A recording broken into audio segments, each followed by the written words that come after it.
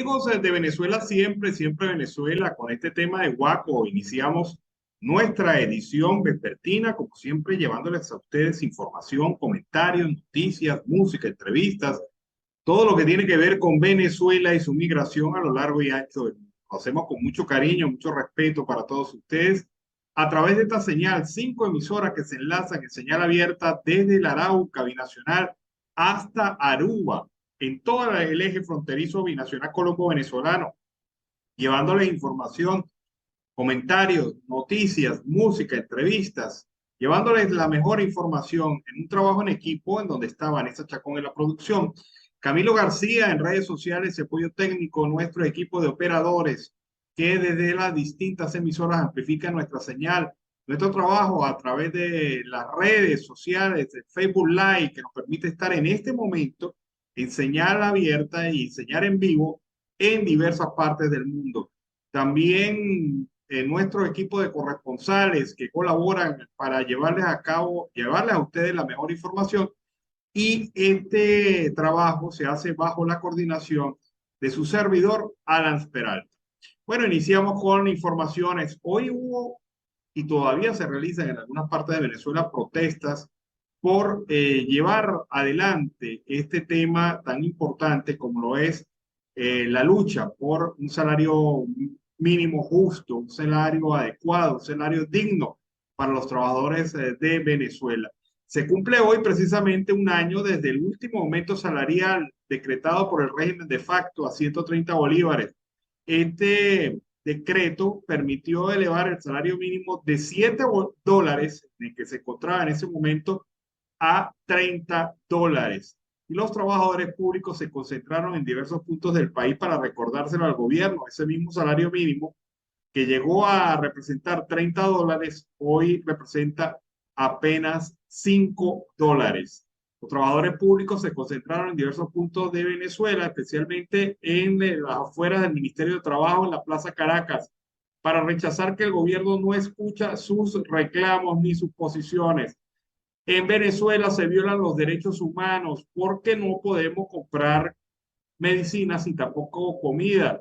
Tenemos que hacer varios trabajos para cobrar un poco más, sostuvo Luis Rafael Escobar, trabajador del Ministerio de Salud, durante la concentración. En medio de la situación en las afueras del Ministerio del Trabajo en Plaza Caracas, adeptos al oficialismo gritaron consignas a los trabajadores públicos que nuevamente exigen sueldos dignos y respuesta por parte de las autoridades.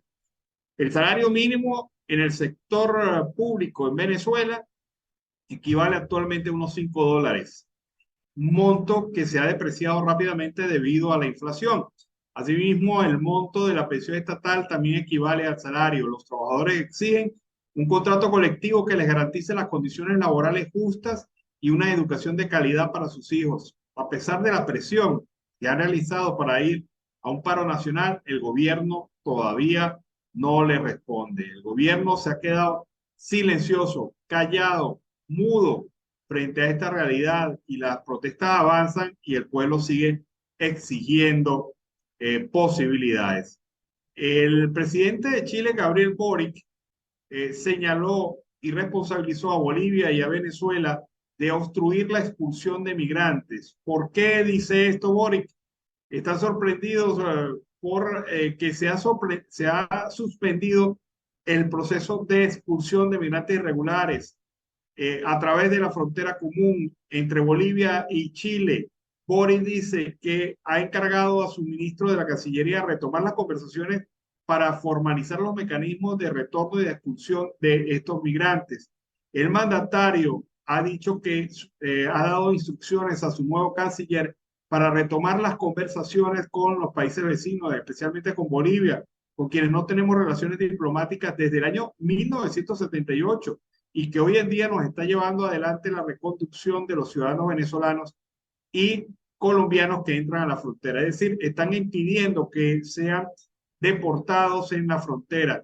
Esto tenemos que solucionarlo, dijo Boric, desde la localidad fronteriza de Colchane, epicentro de la inédita crisis migratoria que vive actualmente Chile, y donde anunció un reforzamiento de las medidas de seguridad para frenar la entrada irregular de migrantes.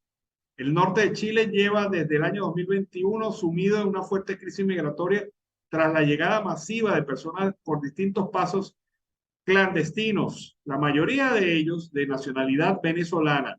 El colapso de las pequeñas localidades fronterizas de Cochem ha generado la celebración de marchas xenófobas. Los inclementes pasos altiplánicos son la principal ruta de ingreso irregular a Chile, que sigue siendo uno de los países más atractivos para migrar dentro de América Latina por su estabilidad económica y política pese a la pandemia y a la crisis social del año 2019. Boric pide a los gobiernos de Venezuela y al gobierno de Bolivia que permita, que facilite la devolución de estos migrantes venezolanos que atraviesan sus fronteras de manera irregular. Vamos a escuchar a Humberto Calderón Berti, quien señala el papel de la industria petrolera en el proceso de reconstrucción de Venezuela. Escuchemos.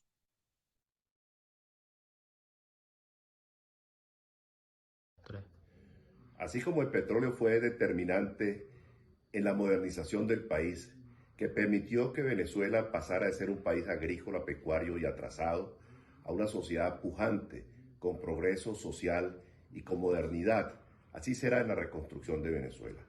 Pero para ello será fundamental tener una apertura general a la inversión privada dentro del sector petrolero.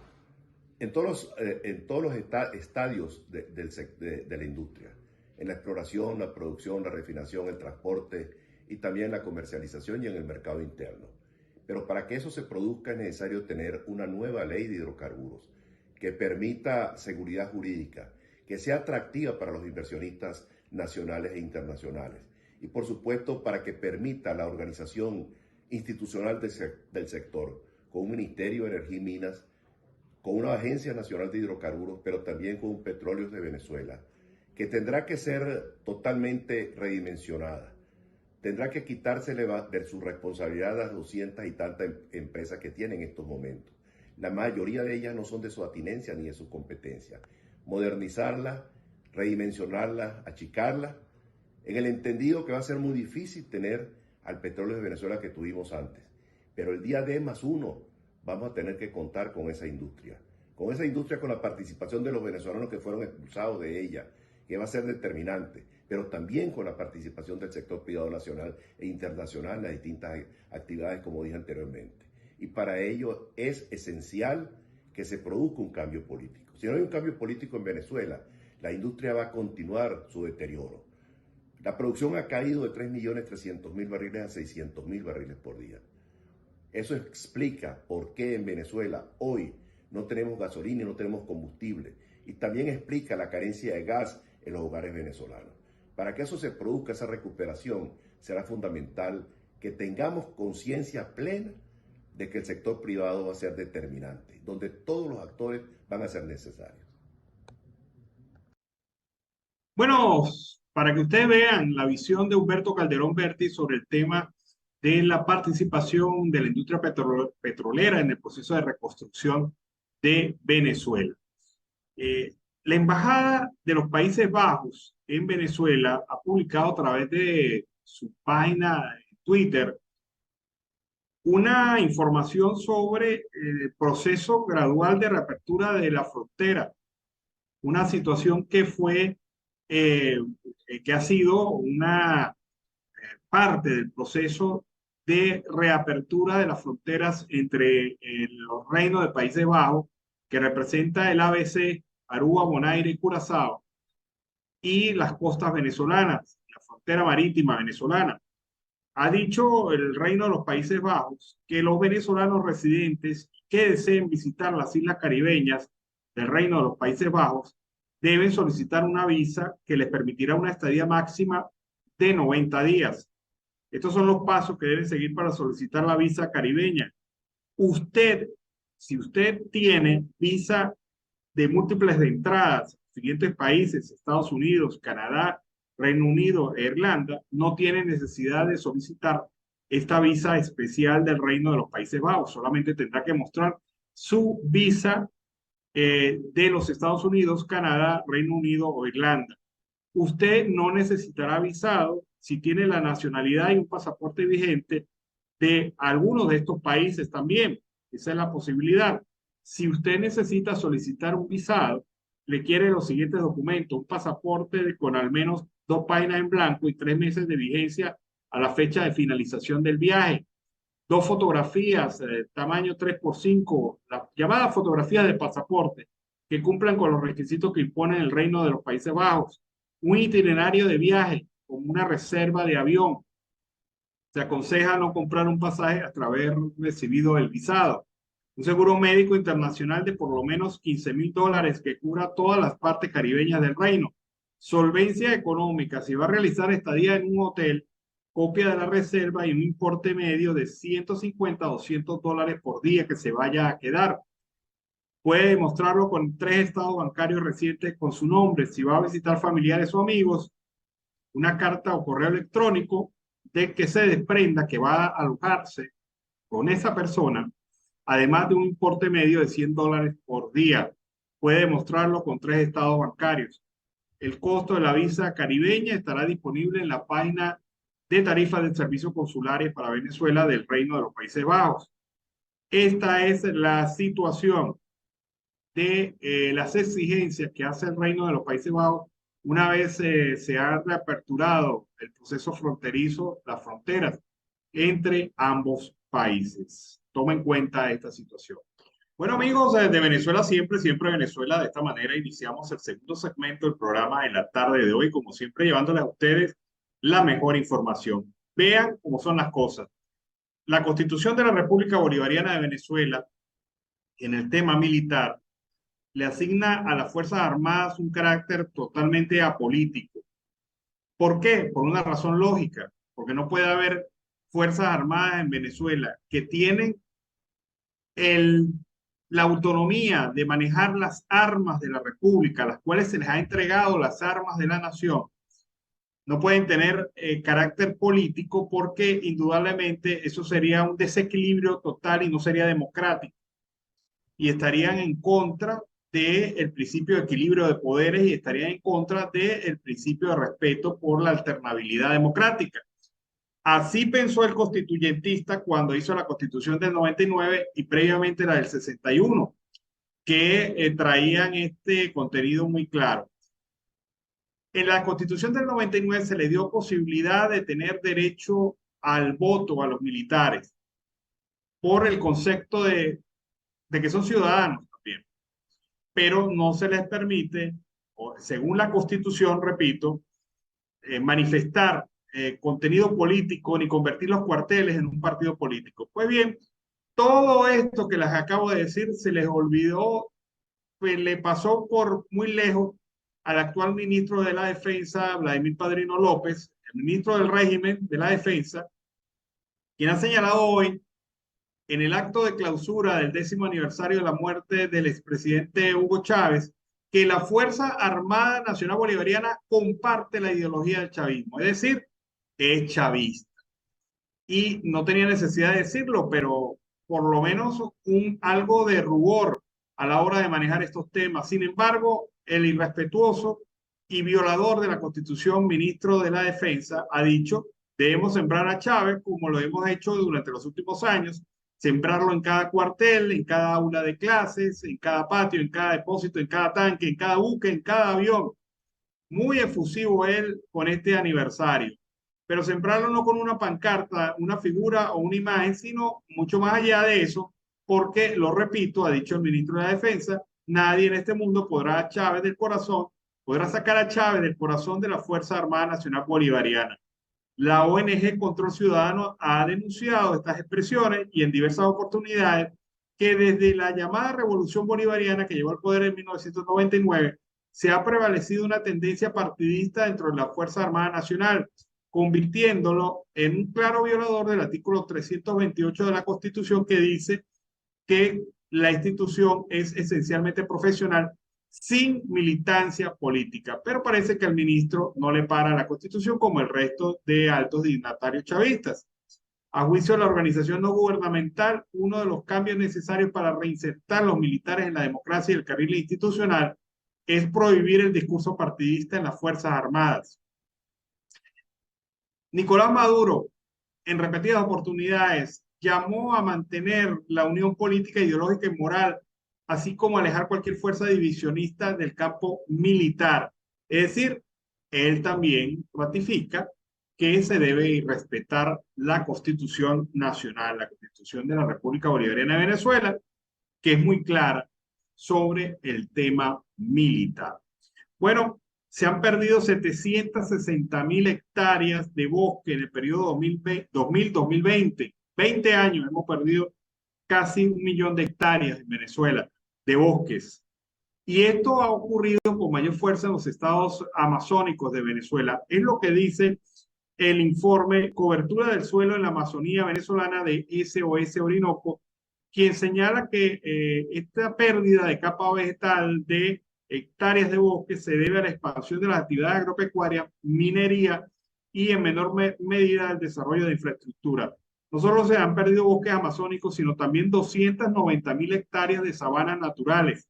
Es decir, sumando estos dos ecosistemas, Venezuela ha perdido más de 1 millón de hectáreas de cobertura natural, según el reporte realizado con imágenes satelitales que se publicó esta semana aquí en Venezuela. SOS Orinoco lo publicó. La velocidad del crecimiento de la deforestación amazónica en Venezuela, indica la organización, es la más alta de la región, particularmente la del bosque primario. Alertó Alejandro Álvarez, biólogo y coordinador de la organización no gubernamental venezolana Clima 21. Para el 2020, la minería y las actividades agropecuarias en Venezuela se expandieron 1,6 veces al área que ocupaban en el año 2000, con una tasa de expansión anual de 50.000 hectáreas por año. Sin embargo, esta tendencia empeoró cuando el gobierno de facto de Nicolás Maduro creó el Arco Minero, una política de minería con un polígono específico, pero que ha expandido fuera de sus límites. Con la intensificación de la actividad minera en Venezuela, la actividad extractiva entre 2015 y 2020, la tasa de expansión en este periodo supera las 75.000 hectáreas por año, describe el informe. La situación es preocupante, ya que el incremento de la minería parece incontrolable, sumándose zonas de explotación más todas aquellas áreas que potencialmente pueden verse afectadas. Nos encontramos en una afectación directa de 200.000 hectáreas, lo que representa una expansión de más del 500%. Están acabando con el Amazonas venezolano, están acabando con la flora y la fauna, están acabando con el país completo. ¿Y nosotros vamos a reaccionar algún día frente a esta realidad? Bueno, seguimos acá en Venezuela, siempre, siempre Venezuela. Ayer estuvimos hablando del caso de Yucabel Sánchez. Esta es una venezolana que ha perdido su nacionalidad por culpa del Alzheimer. Hemos decidido colocar nuevamente este video donde se extractan las declaraciones de Yucabel Sánchez sobre este tema, porque el caso de ella no es único. Hay cientos de casos de venezolanos bajo las mismas circunstancias. Veamos. Les voy a presentar un caso insólito, pero lo más insólito es que no es la primera vez que ocurre, sino que hay cientos de casos en Venezuela en la misma circunstancia, en la misma situación. Resulta que a nosotros, siempre a Venezuela, llegó un caso, el caso de la señora Yucabel Sánchez. Resulta que Saime procedió a entregarle a otra persona su cédula, su número de cédula, duplicó las cédulas. Y entonces Yucabel pasó a ser una venezolana sin identidad, pasó a ser una venezolana sin derechos, pasó a ser una venezolana sin perspectiva, sin futuro. Pero lo más terrible de este caso es que no solamente la afecta a ella, sino que ahora, dentro de muy poco, empieza a afectar a su hijo, que cumplirá 18 años y también carecerá de identidad. Mi situación es la siguiente. Hace aproximadamente unos 11 años atrás, yo carezco de identidad debido a una doble asignación serial en mi número de cédula. Es decir, el número que a mí me fue asignado también lo posee otra persona. Eso me deja a mí fuera de sistema o de registro. Legalmente yo no existo. Yo les propongo a ellos la posibilidad de comunicarse directamente con Saime Caracas en vista de que yo poseo el número de oficio, la fecha en que fue emitida y el porqué o causa de dicho expediente, para saber en qué condiciones está el proceso. Ellos me dicen que no pueden hacer eso porque no tienen ese tipo de comunicación con Saime Caracas. Que me toca seguir esperando. El problema es que ya no me queda mucho tiempo.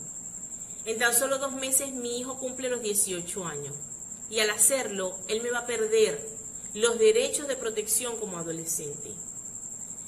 Él me está cursando el último año de bachillerato en la Escuela Técnica de Artes Visuales Julio Árraga, donde nunca se me le ha negado los estudios, pero no se me puede graduar porque no posee una cédula de identidad. Yo no sé qué es peor para mí, si no poder llevar una vida normal, con cosas normales como un trabajo formal, una cuenta bancaria, un seguro médico, un servicio funerario, o ver truncada la vida de mi hijo como consecuencia en cadena de este mismo problema. Bueno, es la situación de Yocabé Sánchez, un resumen de su caso. Y hay cientos de casos en Venezuela similares de duplicación de cédula.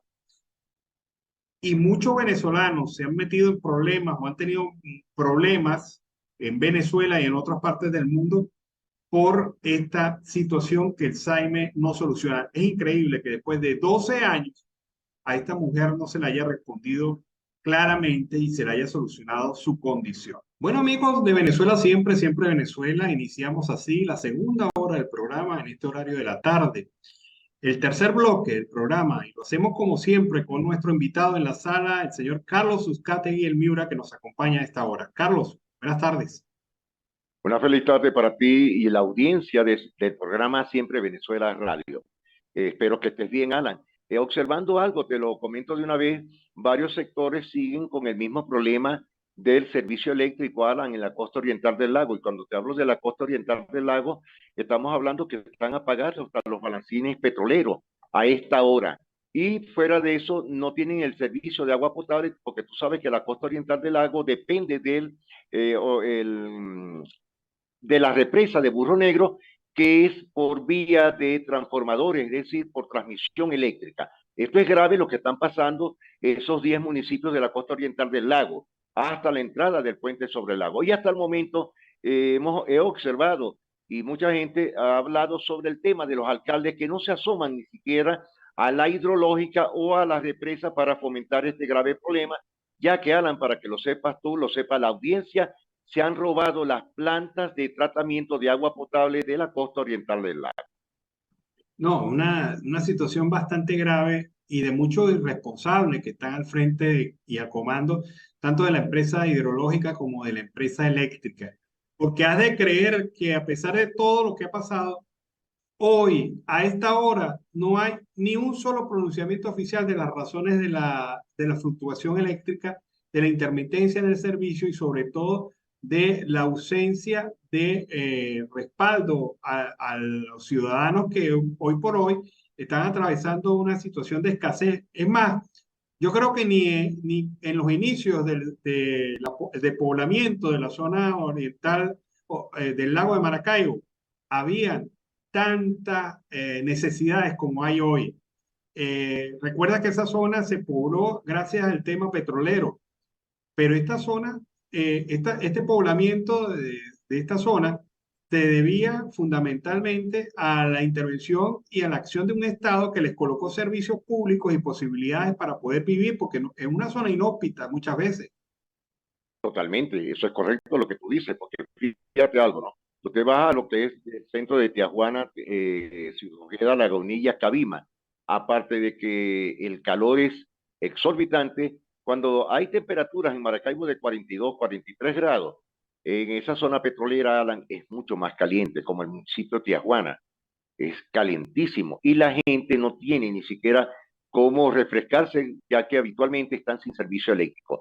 Existían plantas de gasoil, plantas de servicio eléctrico para diferentes poblados capitalinos de la costa oriental del lago. Alan, hoy eso no existe, no existe. Se han robado hasta las plantas antiguas de la extinta Shell, de la Creole, de la Texaco que había, que después la tomó Maravén, que le hizo un mantenimiento preventivo toda la vida hasta que lo agarró la PDVSA de los trapos rojos.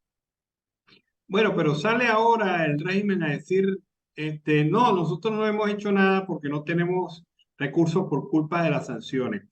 Hubo un Sí, material ese es muy el bueno, taca-taca. sí, hubo un material muy bueno que publicó el Centro de Investigación de Análisis Político llamado Estatista. Es un centro de investigación mundial sobre el tema de los países más sancionados del mundo. Por cierto que la periodista venezolana María Pili Hernández publicó esto en su cuenta de Twitter, pero el informe de Estatista y señala lo siguiente: hoy, en este momento, el país más sancionado del mundo es Rusia, con 14.022 sanciones de diverso tenor. Irán le sigue con 4.268 sanciones. Siria con 2.643. Corea del Norte con 2.133. Bielorrusia con 1.155 sanciones. Venezuela con 900 sanciones y Myanmar con 839. Es decir, estos son los 7 países más sancionados del mundo en este momento. Pero vamos a ver cómo está el tema salarial en estos países, que tienen muchísimas más sanciones que Venezuela. Recordemos que Venezuela tiene 900 sanciones oficiales, formales, pero Rusia tiene 14.022 sanciones. ¿Sabe cuál es el salario mínimo en Rusia? $213. Con 14.000 sanciones, tiene $213 de salario mínimo. Irán, con 4.268 sanciones, tiene un salario mínimo mejor que el de Rusia, $311. Siria, que es la que peorcito está, tiene $50 de salario mínimo. Corea del Norte, imagínate tú, Corea del Norte, un país aislado, sancionado desde hace mucho tiempo, su salario mínimo es $585. Bielorrusia, $178 es su salario mínimo.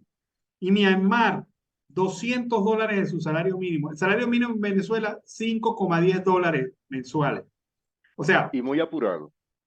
no me digas a mí y ni me pretendas meter la coba de que son las sanciones las responsables de los bajos salarios en Venezuela, porque estos países tienen centenar por ciento de sanciones por encima de Venezuela y tienen mejores salarios mínimos. Dígame Irán, $311 el salario mínimo en Irán, con más de 4.000 sanciones. O sea, no es el tema de la sanción lo que impide el pago de un salario mínimo, es la incapacidad, la irresponsabilidad, el mal manejo, la corrupción y sobre todo el fracaso como sistema político, lo que tiene el salario mínimo en Venezuela en los niveles donde los tiene. Así están las cosas, Carlos, así declara las matemáticas no mienten. Y allí No, está en absoluto. la verdadera realidad de un país deformado con un salario mínimo por culpa de la corrupción, la ineficiencia, el mal manejo y sobre todo una política económica y social que es fracasada reiteradamente, se lo hemos dicho, es un fracaso la política económica del gobierno. Fíjate, Alan, se han destruido hasta el momento más de 36.000 empresas en todo el país en 24 años. La primera empresa que salió del país, que tú la recordarás, fue Beko Blanche. Ellos vieron hace 25 años y se fueron del país. Hoy día, hasta el momento, siguen 2 empresas en todo el país, una en Los Aticos, en la ciudad de Maracaibo, y la otra en Valencia, donde estaba la sede central. Pero fíjate algo, Texaco, Chevron, Pride, Terminales Maracaibo, Airport Sykes, Bexix, es que fueron empresas muy importantes dentro de la industria petrolera, hoy están en Colombia, y fuera de eso lo que tienen son oficinas para recaudar las deudas que les debe actualmente PDVSA como tal. ¿Y sabes cuándo cobrarán esas deudas, Alan? Cuando San Juan agache el río. Bueno, Carlos, pero es que aquí uno no entiende. Fíjate que el Aixamí prometió que para esta fecha estaríamos produciendo 1 millón de barriles diarios. Y estamos Resulta que bajando más.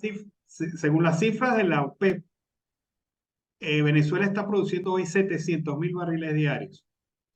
Es decir, ni con el empuje que le ha colocado Chevron se ha incrementado significativamente la producción. Es más, este mes de febrero producimos menos petróleo que en el mes de enero. Es decir, la cosa va en declive. Y uno dice, bueno, ¿hasta cuándo estos fracasados van a seguir al frente de un país empobrecido a pesar de tener múltiples recursos? Ve lo del gas. Somos el séptimo país del mundo en reserva de gas y hay fallas de suministro de gas en Venezuela, en donde una bombona de gas te puede costar 125 bolívares y un salario mínimo es de 130.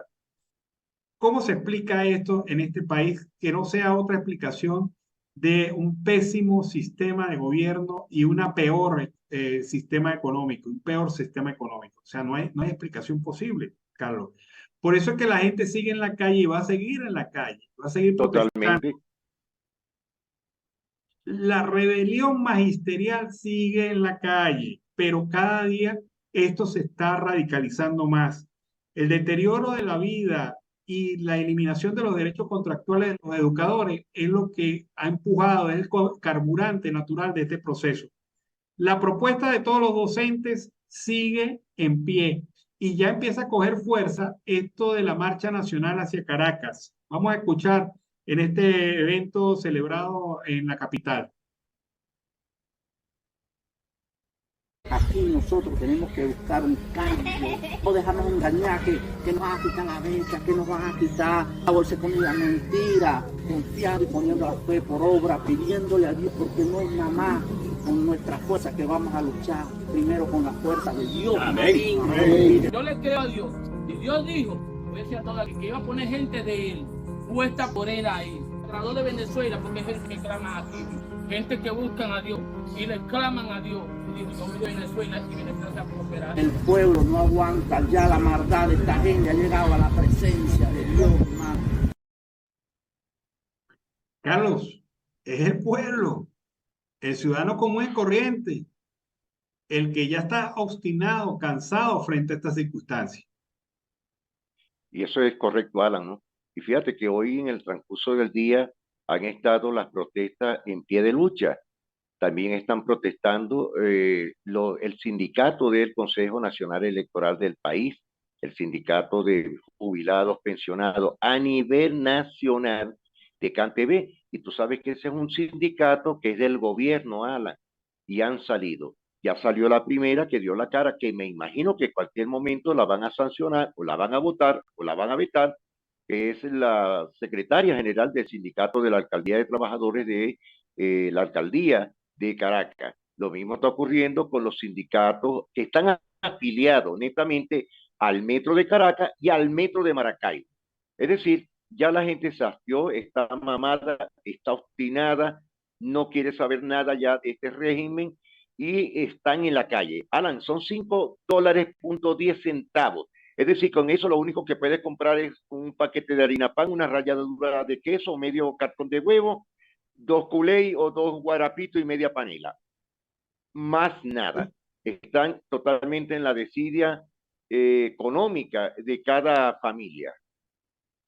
Carlos, hay que recordar un hecho que a lo mejor puede pasar desapercibido, pero hoy se cumple un año del último aumento salarial en Venezuela.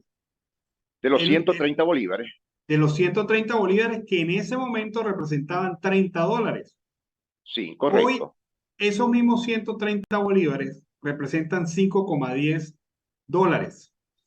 Y eso muestra el grave deterioro de la capacidad de compra y la capacidad de calidad de vida que puede tener un venezolano con un salario mínimo. Y uno dice, ¿será que esto no lo ven? ¿Será que no tienen percepción? ¿Será que el régimen, en medio de su ansia de poder, se ciega frente a una realidad que está matando de hambre a gran parte de la población venezolana? Y no reaccionan definitivamente.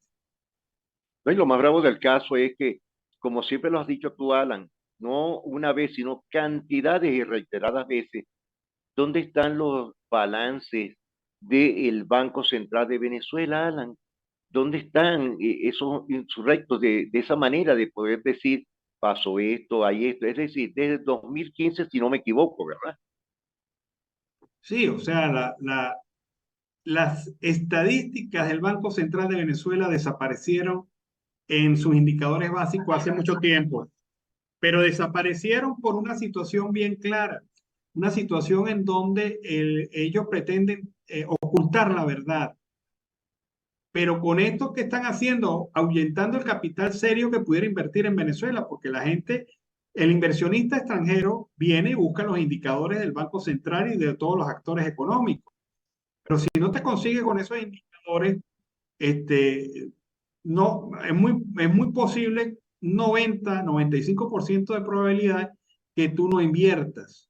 Tú no inviertas. Aquí el único capital que llega es capital malandro, el capital golondrina, ese que viene a sacar los churucos, a hacer negocios rápidos y mire, y apenas ven cualquier circunstancia, se mueven, se alejan.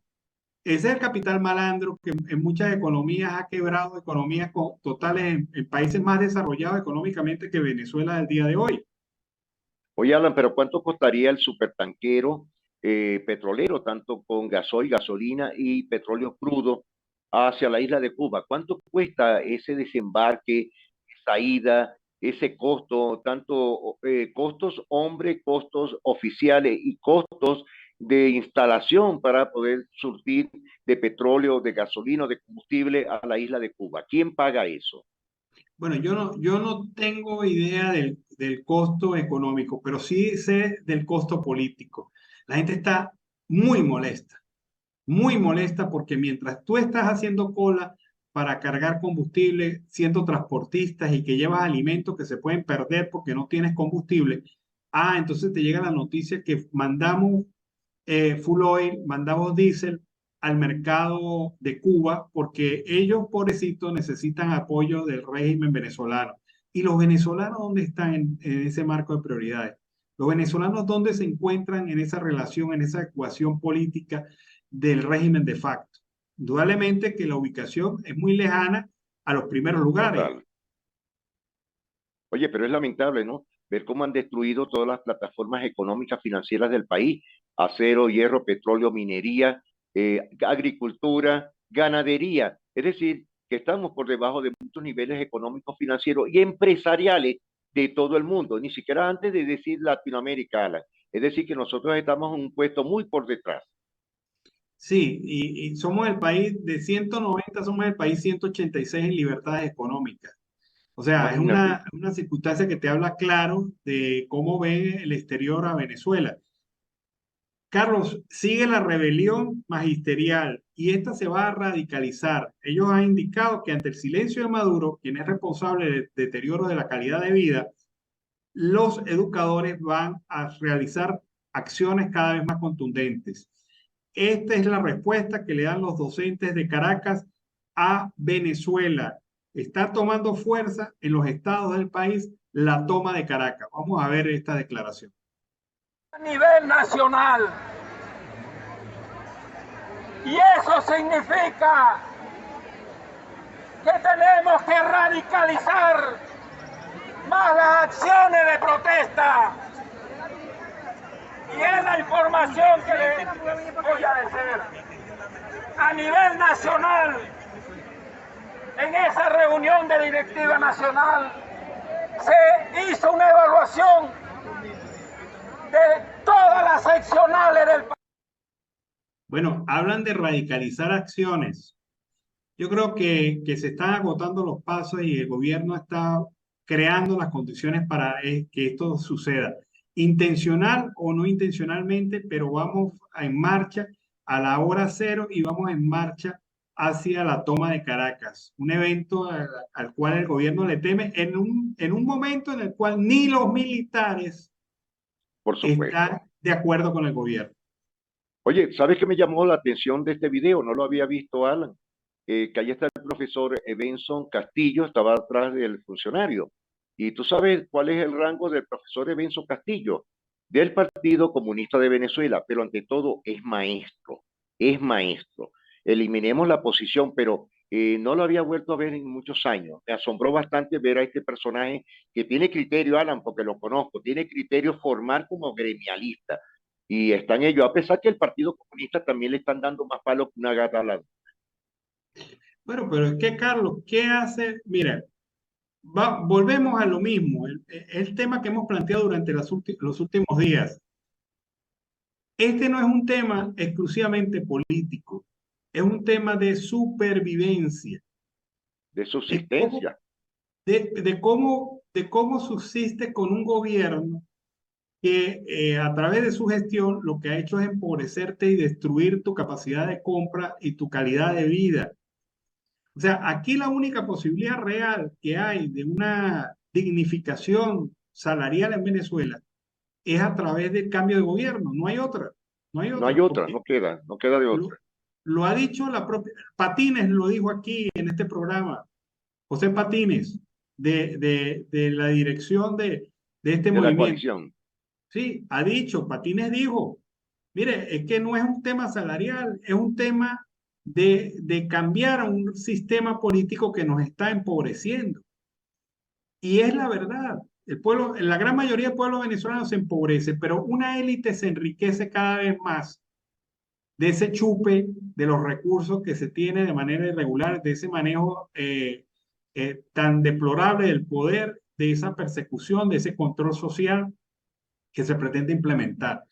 Estamos llegando a extremos y ojalá, pues, uno dice, ojalá esto no sea de violencia y ni se rebase en los límites de la decencia y de la tranquilidad social, pero es que el gobierno está propiciando las condiciones para esto. Que lo esté Sí, ya haciendo lo ha propiciado intencional, en varias ocasiones. lo está haciendo intencionalmente o no lo está haciendo intencionalmente, pero lo está haciendo. Esa es la Claro. gran conclusión. Ahora, yo te hago una pregunta, Alan. Imagínate tú que el día 30 de este mes tú vayas al banco o vayas hacia el cajero, al administrador de la empresa donde tú estés y te den un billetico de $5 y aparte te den una monedita de 10 centavos. Tú agarras el billetico y ¿qué haces? No, pues, primero lo escondo para que no me atraquen por $5 al salir del banco. Lo escondo muy bien, primero. En segundo lugar, me devano los sesos pensando qué comprar con esto. En tercer lugar, tengo que ir a un sitio donde me den vuelto, porque ahora resulta que esa es otra manera de robarte. De robar. Cuesta $3. Ah, yo pago con 5. Ah, pero no tenemos $2 para darle vuelto. Le damos caramelos. Así. La pregunta, pero te quedó algo que no me habías respondido. ¿Y qué vas a hacer con la monedita de 10 centavos? No, bueno, yo tengo varias alternativas, pero no son aptas para este No, programa. no las digas, no las digas. Así es. Carlos, CanTV está realizando una campaña contra la corrupción. No te vayas a reír, pero vamos a ver este video de CanTV y su campaña contra la corrupción. Veamos.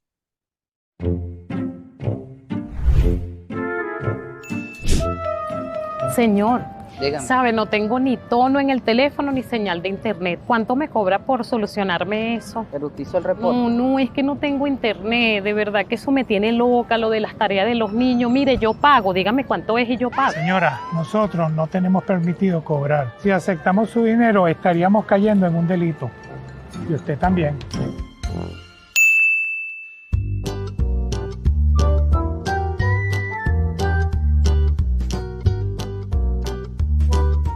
Bueno, esta es la campaña de CanTV contra la corrupción. ¿Qué opina Carlos Uzcategui del Miura?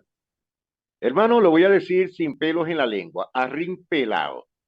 Cualquier persona en cualquier ciudad del país les están cobrando hasta $600 por reconexiones digitales del servicio AVA en servicio de internet y por supuesto el servicio telefónico. Esto es una propaganda que es una burla total hacia la dignidad del venezolano. Alan, CanTV no funciona en más de un 60% a nivel nacional. Eso es una propaganda que lo que busca es como quien decir, la mea culpa, pero no es de nosotros, pero tenemos los funcionarios que son los corruptos, cuando realmente son ellos que no le dan mantenimiento absoluto a la red telefónica nacional. Bueno, yo te voy a decir dos cosas. Primero, que es parte de una premisa falsa. Claro, Este, mira, los grados de corrupción dentro de la administración pública, especialmente los servicios públicos como CanTV, la electricidad, son altísimos. Los funcionarios no tienen recursos. Los funcionarios están pasando la misma crisis. Los funcionarios los mandaron a emprender y muchos emprendieron.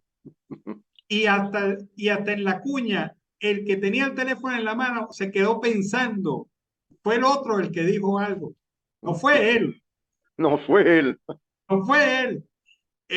Yo creo que en la parte 2 de esta cuña, el tipo espera que su compañero se voltee y se acerca a la señora y le dice, señora, tome mi número, me llama y arreglamos. Esa es la verdad verdadera. Hermano, yo hace 5 años lo hice. Tuve que hacerlo porque no, hace 5, 6 años. Y lo hicimos cantidades de vecinos en la ciudad de Maracaibo. Alan, ¿por qué? Porque no tenían los servicios. Y la única manera era sencillamente decirle a la persona, aquí tenéis algo. La mascada de cada uno. Bueno, esa es la situación, Carlos. Y mira, no quería despedirme sin que viéramos a Guaidó, que sigue con su campaña Mi Sí. voto vale, dirigida a los jóvenes. Vamos a ver a Juan Guaidó en campaña. Ese es lo primero, para que su voto valga, para que Venezuela tenga organización, movilización, recuperemos la democracia en nuestro país, que el salario sea digno, tenemos que organizarnos, lo primero que se inscriban.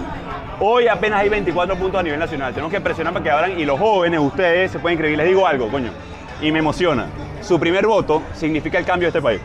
Su primer voto significa que recuperemos la democracia. Su primer voto significa que se van a quedar aquí en este país, soñando y cumpliendo sus sueños aquí. Yo no tuve esa oportunidad.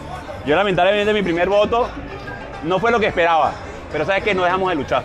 ¿Sabes qué? No hemos dejado de hacerlo. Y ustedes, con ese primer voto, van a cambiar Venezuela. Créanse, lo van a hacer. Bueno, siempre Guaidó con mucha emoción y Guaidó tiene un buen nivel de comunicación con ese segmento de población, con los jóvenes. Sí, es cierto, eso no lo podemos negar. Él ha Sí, tenido un acercamiento muy importante, sobre todo con la generación de relevo, Alan, cosa que veo que en los demás entes políticos, partidos tradicionales, no han salido de esas cúpulas carcarias de los viejos, tengo que decirlo de esa manera, Alan. Es decir, los mismos dirigentes políticos de hace 50 años atrás, pero no veo que se reúnen con actividades de jóvenes. Solamente he visto a dos personeros políticos en este momento, que son Juan Guaidó en la batalla, y la otra es la candidata María Corina, que se está acercando mucho también a la juventud. Que por cierto, Alan, María Corina Machada le pidió al presidente Gustavo Petro tener una reunión por el voto en el exterior. bueno, que no se bypassee la comisión de primarias, eso es importante. Si tú te bypasseas Exacto. al coordinador del proceso, estás desacreditando el mismo proceso. Se quiera o no se quiera hacer, pero se hace. Cuando tú te bypasseas a la autoridad inmediata superior que está organizando el proceso, le estás diciendo, ustedes no sirven para nada. Así de sencillo. Carlos, se nos acabó el tiempo. Bueno, sí, Alan, estaremos mañana, hoy, muy pendiente en el transcurso de la noche de las noticias de lo que ha ocurrido en las marchas, lo que todavía están en la calle, Alan. Y por supuesto, mañana tendremos nuevas noticias muy impactantes, muy importantes, antes del Happy Weekend, porque sabemos que se están movilizando en otros renglones, en otras estructuras socioeconómicas, sociopolíticas y gremiales. Bueno, la audiencia del programa Siempre Venezuela, mil bendiciones para ustedes, para ti, Alan, para el equipo de producción, y nos vemos mañana. Bueno, nos vemos entonces. Vámonos a la pausa comercial y musical del momento. Al regreso seguimos aquí con más de Venezuela Siempre, Siempre Venezuela. Seguimos acá en Venezuela Siempre, Siempre Venezuela, como siempre llevándoles la mejor información. Bueno, las investigaciones realizadas por parte de Fundaredes en su informe denominado Contexto Violento en la Frontera, correspondiente al mes de febrero del 2023, arrojaron un total de 64 homicidios en zona fronteriza, 24 desapariciones o secuestros y 12 presuntos enfrentamientos armados en los estados de frontera. Estos fueron realizados por grupos irregulares y bandas armadas que operan en nuestra entidad. El asentamiento de la guerrilla y bandas delincuenciales, afirma Fundaredes, ha aumentado las acciones criminales con la intención de apoderarse de las diversas localidades, generando ingresos ilegales que les permitan sostener su alto poder de fuego y el número de integrantes. El informe de Fundaredes sobre contexto violento indica que los estados de frontera en Venezuela se están transformando desde hace algún tiempo en zonas de conflicto peligrosos, de enfrentamiento entre grupos irregulares, muchos de ellos colombianos que actúan impunemente en nuestra tierra, mientras el ministro de la Defensa manda a los militares a ser emprendedores. Estos emprendedores ya se nos metieron en el territorio y ya están haciendo lo que les da la gana en nuestra nación, sin que el Ministerio de la Defensa se dé cuenta de esto. Ministro más preocupado por la esencia chavista dentro de la Fuerza Armada Nacional y muy poco preocupado por la seguridad y defensa de nuestro territorio. Pero son las cosas que tú ves en este régimen. ¿Cómo pueden los jóvenes venezolanos luchar por un mejor país? Pues bien, inscribirse en el registro electoral. Y hay jóvenes que están haciendo este llamado y hay jóvenes que les están prestando atención a este llamado. Veamos.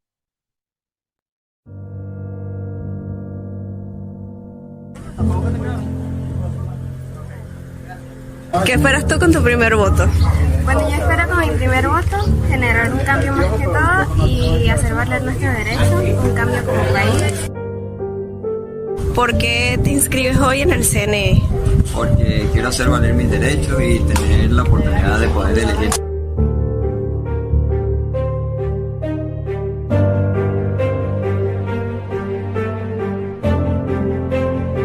Me inscribo en el CNE porque quiero expresar mi voto, quiero que Venezuela vaya para mejor, quiero que haya un cambio, nos falta más unión como venezolanos.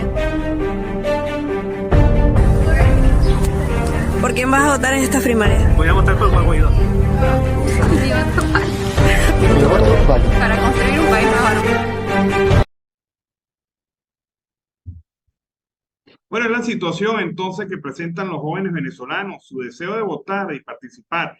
El problema es que hay 24 centros de inscripción electoral en todo el país para más de 1 millón de venezolanos que son jóvenes y que deberían estar inscritos en el registro electoral. A propósito de eso, se está pidiendo la ampliación por parte del CNE a 1.500 centros de inscripción en todo el país, lo que facilitaría en gran medida el proceso. ¿Y esto por qué? Porque a muchos jóvenes se les hace difícil trasladarse desde sus municipios hasta la capital para poder inscribirse. En un proceso que no es lo suficientemente ágil y rápido como uno desearía, pero es el proceso que tenemos hasta este momento. Así que el llamado es a que los jóvenes venzan las limitaciones y busquen participar y ejercer su derecho al voto en cualquier localidad de Venezuela en donde se encuentren. También hay una información interesante, se trata de lo relacionado a la protesta de los educadores. Los educadores se han restiado al frente de la zona educativa del Estado portuguesa y han hecho valer sus acciones. Veamos qué fue lo que pasó allí, qué es lo que ocurrió allí. Acá, zona educativa de Guanare, aún luchando por nuestros derechos. Aquí estamos desde las 4 de la mañana. Se ha venido integrando muchos sociedad civil, docentes, y aquí vamos a seguir. El llamado es para la profesora María Morillo, que nos dé la cara. El llamado es para el gobernador Primitivo, que escucha la voz de los docentes, que escucha la voz de los obreros, que escucha la voz de la secretaria, que escucha la voz del pueblo, porque aquí estamos y aquí seguimos.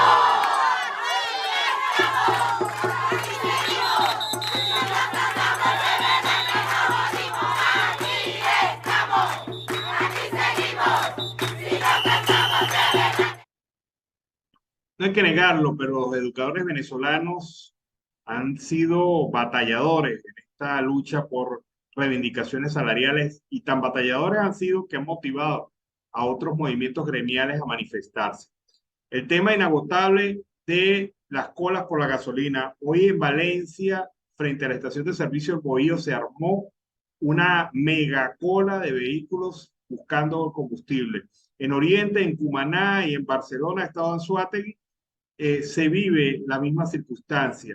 En Maracay también salieron los conductores desde tempranas horas a buscar combustible, y por lo menos, lo mínimo que se pasa frente a una estación de servicio son 3 horas para esperar abastecimiento. Y esto es desde hace una semana, según lo informan diversos voceros.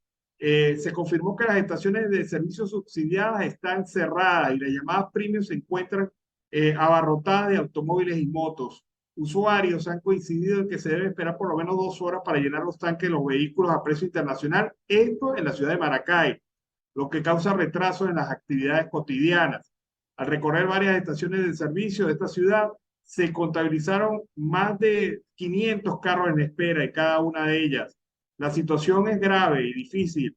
Señalan algunos ciudadanos que les ha tocado esperar largas horas para poder abastecer el combustible. Sin embargo, no hay información oficial sobre lo que pasa. Pero la extraoficial es que la gasolina la están cargando para llevarla a Cuba. Sí, efectivamente, a Cuba.